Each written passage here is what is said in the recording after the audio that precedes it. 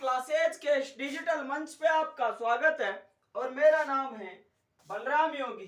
और अपनी जो पिछली क्लास थी उसको हुए लगभग 8-9 दिन का समय व्यतीत हो चुका है, क्योंकि इस अवधि के दौरान मेरे को हॉस्पिटल में भर्ती रहना पड़ा था। तो आज अपन उसी श्रृंखला में आगे बढ़ते हुए अगले जो शासक बनते हैं गुहिल राजवंश के, मेवाड़ के जो गुहिल राजवंश के जो अगले शासक बनते हैं बप्पा रावल, उनके बारे में आज अपन चर्चा करने वाले हैं। तो आज से ही आपको मेरी तरफ से YouTube पर डेडिकेटेड रेगुलर क्लासें मिलेगी। तो आप अच्छे से अपनी तैयारी करें और अपनी जो प्रिपरेशन है उसको आगामी जो राजस्थान सूचना सहायक है, उसके अलावा राजस्थान एसआई और अभी राजस्थान बीएसटीसी और राजस्थान पीटीटी का एग्जाम आने वाला है। तो आप अपने जो निश्चित उद्देश्य और लक्ष्य है उसको आप प्राप्त करें। तो आज अपन पढ़ने वाले हैं बप्पा रावल के बारे में। तो आप लोग ज्यादा से ज्यादा इस चैनल को सब्सक्राइब करें और अपने दोस्तों के साथ में शेयर करें। तो आज अपन पढ़ने वाले हैं मेवाड़ में जो गुहिल राजवंश आता है। और मैंने आपको यह भी बताया था कम के अनुसार जो गुहिल जो मेवाड़ का ये जो राजवंश है इसकी मुख्य रूप से 26 शाखाएं थी, जिसमें से 2 शाखाएं महत्वपूर्ण मानी जाती है। एक तो आती है रावल शाखा और दूसरी आती है राणा शाखा। तो आज अपन रावल शाखा के बारे में चर्चा करने वाले हैं और रावल शाखा के जो शासक पढ़ने हैं अपन को, उनका नाम है बप्पा रावल। बप्पा रावल यानी रावल शाखा के शासक कौन? बप्पा रावल। और गुहिल के द्वारा जब 566 में मेवाड़ में गुहिल राजवंश की स्थापना की गई थी, तो वहां पे अपन को केवल सामूली अभिलेख से ये मिलता है कि गुहिल के द्वारा यहाँ पे ऐसे गुहिल राजवंश को स्टेब्लिश किया गया था। लेकिन अपन को मेवाड़ के इस राजवंश के बारे में विस्तृत जो जानकारी है वो जानकारी तो अपन को कहां से मिलती है? बप्पा रावल से। तो अगर बात करें अपन इतिहासकार ओझा के अनुसार, तो इतिहासकार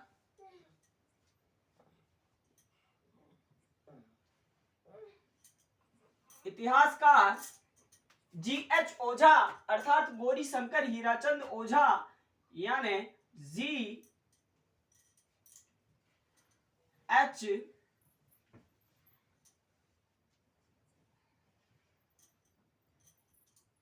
ओझा यानी ये जो इतिहासकार आते हैं GH ओझा, इनके अनुसार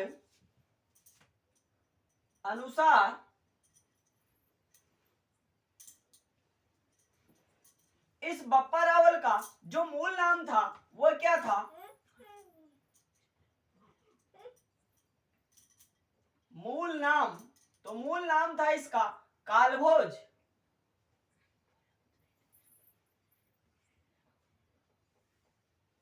यानी इतिहासकार ओझा का ये मानना था, गौरीशंकर हीराचंद ओझा का ये मानना था कि इस बप्पा रावल का जो मूल नाम है वो क्या है? कालभोज। और कालभोज के अलावा भी अपन को एक नाम देखने को मिलता है, तो दूसरा नाम भी आप लिख सकते हो मालभोज। यानी अपन को ये 2 नाम देखने को मिलते हैं। आगे बात करें अपन कर्नल जेम्स टोड की। कर्नल जेम्स टोड का क्या कहना है? तो कर्नल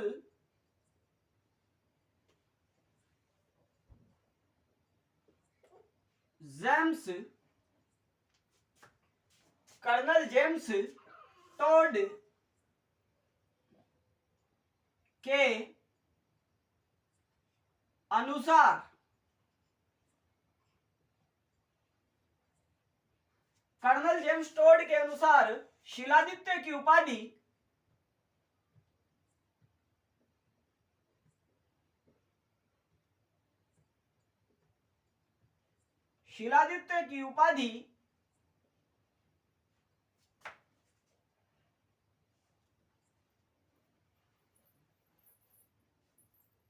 शीलादित्य की उपाधि बप्पा है। अर्थात गौरीशंकर हीराचंद ओझा के अनुसार बप्पा रावल का दूसरा नाम क्या है? कालभोज मालभोज। जबकि कर्नल जेम्स टोड क्या कहता है कि ये जो बप्पा टाइटल है, ये जो बप्पा उपाधि है, ये किसकी है? ये शीलादित्य की एक उपाधि है। ऐसा किसने बताया? कर्नल जेम्स टोड ने। आगे अगर अपन बात करें तो श्यामल दास के अनुसार,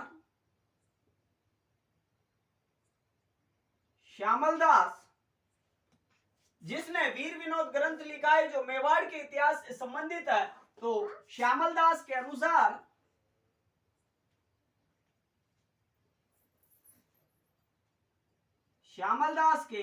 अनुसार महेंद्र द्वितीय की, श्यामल दास के अनुसार महेंद्र सेकंड की उपाधि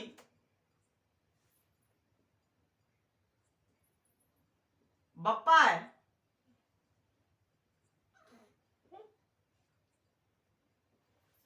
लेकिन इन सब में सबसे ज्यादा प्रमाणिक मत जीएच ओझा का मत माना जाता है और जीएच ओझा का ही मत सत्य है। तो इतिहासकार ओझा के अनुसार ये माना गया कि बप्पा रावल का जो वास्तविक नाम था वो तो क्या था? कालभोज मालभोज। बप्पा रावल तो इसकी क्या थी? टाइटल मतलब उपाधि थी। फिर कर्नल जेम्स टोड के अनुसार यह माना गया कि जो शिलादित्य शासक हुआ था मेवाड़ में, उस शिलादित्य की उपाधि क्या थी? बप्पा।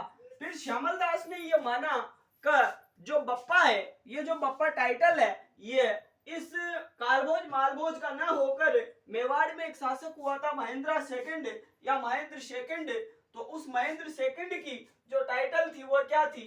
बप्पा। तो ये तो मैंने आपको इसकी मतलब टाइटल या उपाधियों से संबंधित और विद्वानों के द्वारा क्या मत दिए गए हैं उनके बारे में मैंने आपको बताया है। अब अपन बप्पा रावल की पर्सनली लाइफ अर्थात इसके जीवन में इसने क्या किया उसके बारे में चर्चा करने वाले हैं। तो ये जो बप्पा रावल था, ये बप्पा रावल एक स्थान पड़ता है उदयपुर में, नागदा। तो जो नागदा स्थान है ये कहां पे पड़ता है? उदयपुर में। उदयपुर में। और नागदा में एक ऋषि रहते थे, एक ऋषि रहते थे और ऋषि का नाम था हारित ऋषि। हारित ऋषि। और इस हारित ऋषि का ये बप्पा रावल क्या लगता था? इस हारित ऋषि का ये बप्पा रावल क्या था? शिष्य था। अर्थात मेरे कहने का मतलब यह है कि बप्पा रावल हारित ऋषि का शिष्य था ऐसा माना जाता है और ये बप्पा रावल हारित ऋषि की गायें चराता था। तो अभी मैंने आपको दो बातें बताई है कि नागदा उदयपुर में एक स्थान पड़ता है, यहाँ पे एक ऋषि रहते थे जिनका नाम था महर्षि हारित, और इस हारित ऋषि के पास में काफी गायें थी और इन गायों को चराने का काम कौन करता था? बप्पा रावल करता था।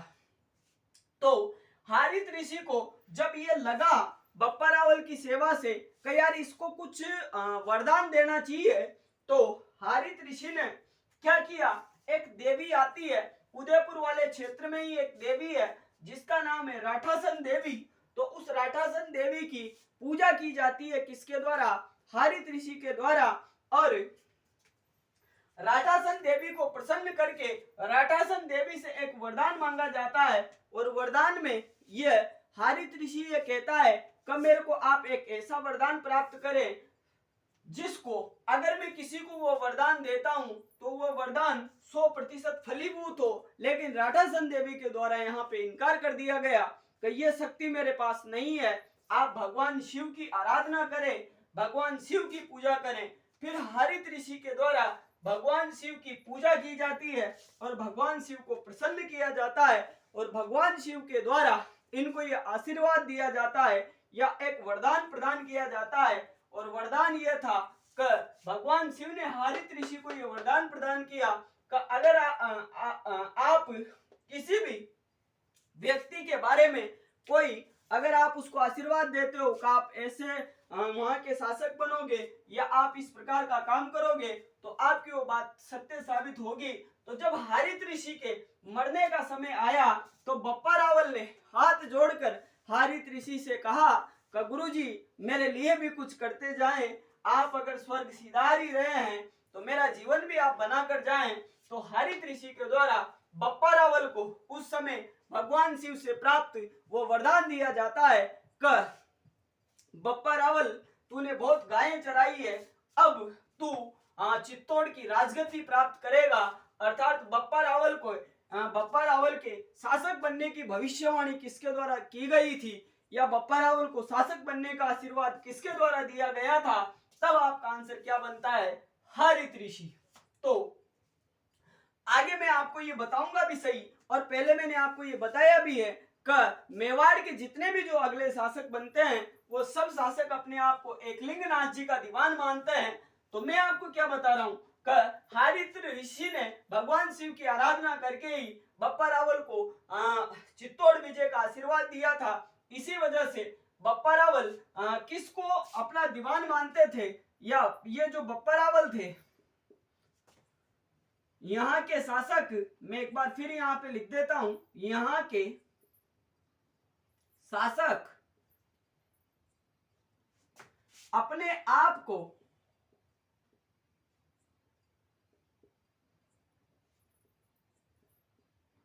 एकलिंग नाथ का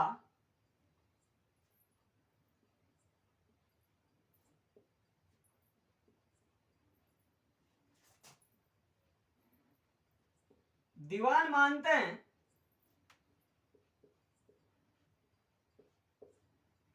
जैसे जयपुर के शासक अपने आप को गोविंद देव जी का दीवान मानते हैं, बात करें बीकानेर के शासक अपने आप को लक्ष्मी नारायण जी का दीवान मानते हैं, उसी प्रकार ये जो मेवाड़ के शासक थे ये अपने आप को किसका दीवान मानते थे। तो आप याद रखोगे कि सर ये अपने आप को एकलिंग नाथ जी, और एकलिंग नाथ जी को ये अपन क्या कहते हैं, शिव जी, तो ये अपने आप को शिव जी का दीवान मानते थे। तो आप इसको नोट आउट कर सकते हो। अब मैं आपको आगे की जो रूपरेखा है उसके बारे में आपको बताने वाला हूं।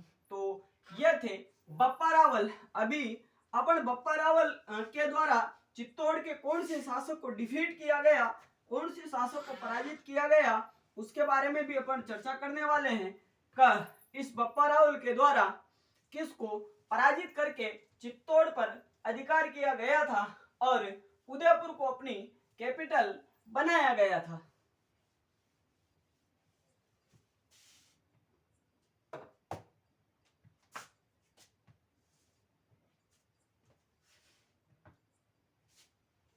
तो 734 की घटना,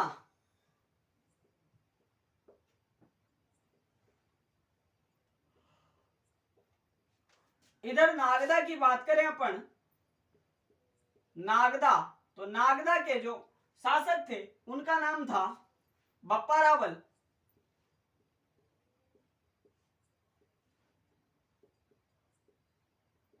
इधर समकालीन चित्तौड़ की बात करें, चित्तौड़ शासक, तो चित्तौड़ शासक का नाम था इसका नाम था मानमोरी।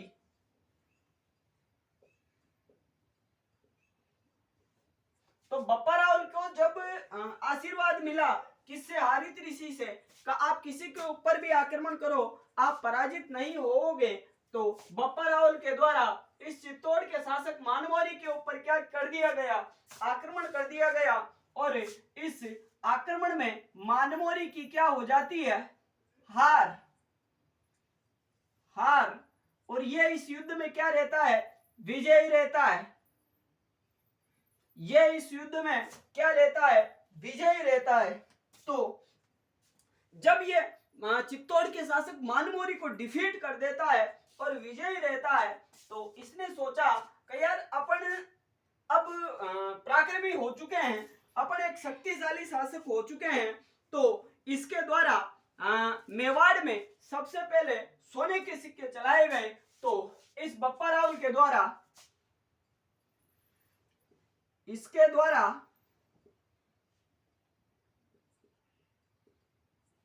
मेवाड़ में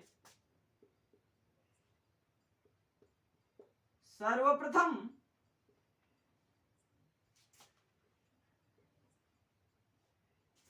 सोने के सिक्के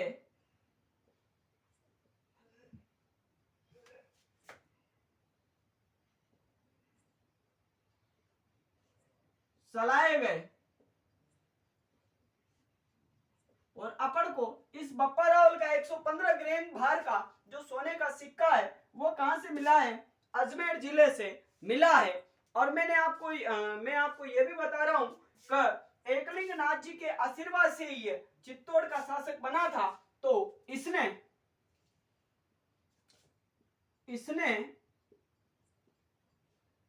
एकलिंग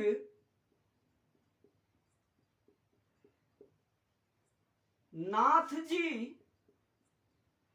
के मंदिर का निर्माण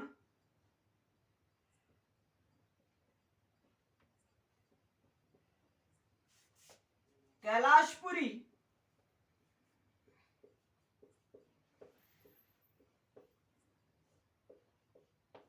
में करवाया। और ये कैलाशपुरी कहां पे पड़ता है? नागदा में। और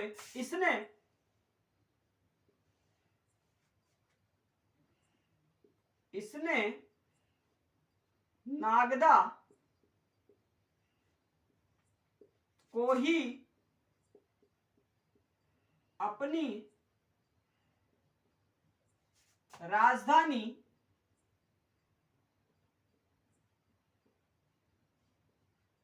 बनाया। अर्थात इसने क्या किया? बप्पा रावल ने चित्तौड़ के शासक मानमोरी को डिफीट कर दिया और डिफीट करके इसके द्वारा मेवाड़ में सर्वप्रथम सोने के सिक्के चलाए गए थे। 115 ग्राम भार का सोने का सिक्का अपन को इसका अजमेर जिले से मिला है। और इसने एकलिंग नाथ जी के आशीर्वाद से मानमोरी को डिफीट किया था। इसी वजह से इसने एकलिंग नाथ जी के मंदिर का निर्माण कैलाशपुरी में करवाया। और कैलाशपुरी कहाँ पे पड़ता है? नागदा में। और नागदा कहाँ पे पड़ता है? उदयपुर में। और इसके द्वारा नागदा को ही अपनी कैपिटल बनाया गया था। तो ये बप्पा रावल काफी शक्तिशाली शासक था। तो इस बप्पा रावल से ही अपन को इस वंश की विस्तृत वंशावली मिलती है। तो आप बप्पा रावल के लिए एक मोस्ट बात और लिखोगे, बप्पा रावल को इस वंश का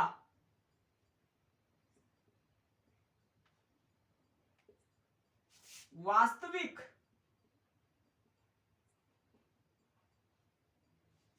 संस्थापक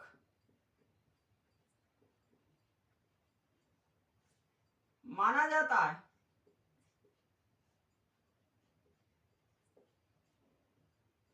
बप्पा रावल को इस वंश का वास्तविक संस्थापक माना जाता है।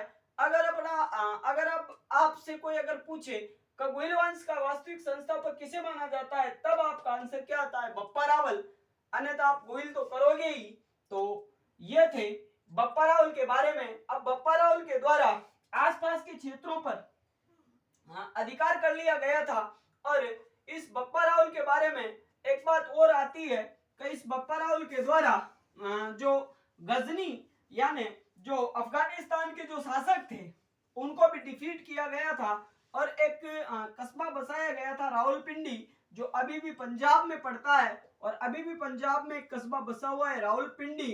तो वह क्या है, जब ये अफगानिस्तान के शासक को डिफीट करने के लिए गया था तो उस समय इसका डेरा वहां पे पंजाब वाले रीजन में रुका था। और उस डेरे का नाम उन्हीं बप्पा रावल के नाम पर रावलपिंडी हो गया है। तो बात करें अपन इधर चित्तौड़ के शासक की, क्योंकि अब चित्तौड़ के शासक बन जाते हैं कौन? चित्तौड़ के शासक बन जाते हैं कौन? बप्पा रावल।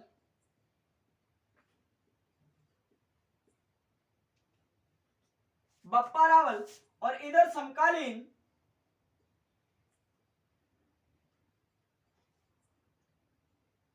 गजनी, और गजनी कहां पे पड़ता है? अफगानिस्तान में।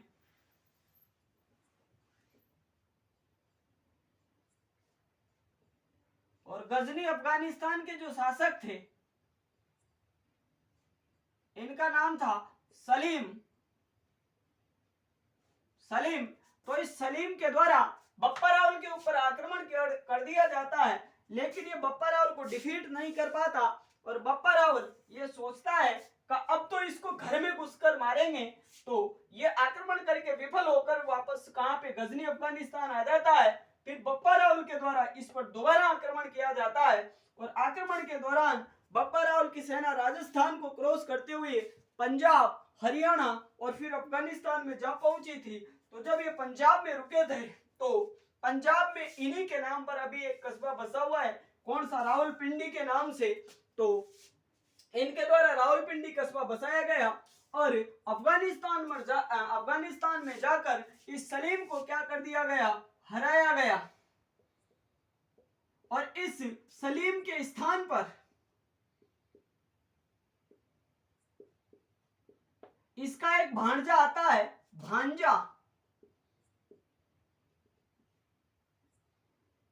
भांजे को शासक बनाया, अर्थात राजस्थान का एक ऐसा राजा जिसने इनको डिफीट करके अफगानिस्तान के सलीम को डिफीट करके अपने भांजे को वहां पे शासक बना दिया। तो अपन मान सकते हैं कि वो पराक्रमी सम्राट ही रहा होगा। और आपको ये पता भी होना चाहिए कि मोहम्मद बिन कासिम के द्वारा 711 में जो खलीफा को जो गिफ्ट भेजा जाता है उस संबंध में एक विवाद होता है, अर्थात भारत पर अरब आक्रमण कब से स्टार्ट हुए? तो आप बताओगे 711 ईस्वी से। और 711 ईस्वी से 1100 जब 94 में 1100 जब 91-92 की बात करें, अपन तराइन के युद्धों की बात करें, तो इन 5-7 सालों के बाद में विदेशी शक्तियों का अपने भारत पर या राजस्थान पर अधिकार हुआ था। तो उन मध्य के सालों में भारत की या राजस्थान की रक्षा करने की अगर जिम्मेदारी की बात करें तो वह इन्हीं शासकों की थी। जैसे बप्पा रावल हुए, गुर्जर प्रतिहार वंश के राजा मिहिर भोज, बात करें नागवड़ द्वितीय की, वत्सराज प्रतिहार की, तो उन्होंने भारत की रक्षा करने के लिए एक द्वारपाल की तरह काम किया था। तो ये थे मेवाड़ के शासक बप्पा रावल, जिन्होंने गजनी अफगानिस्तान तक विदेशी शक्तियों को खदेड़ दिया था। तो अपन उसी श्रृंखला में अगली क्लास में भी बप्पा रावल के बारे में ही चर्चा करेंगे। तो आप लोग ज्यादा से ज्यादा इस चैनल को सब्सक्राइब करें और अपने दोस्तों के साथ में शेयर करें। तो आज की क्लास को अपन यहीं पे विराम देंगे। तो आज की क्लास और अभी के लिए इतना ही। धन्यवाद। आपका दिन शुभ हो।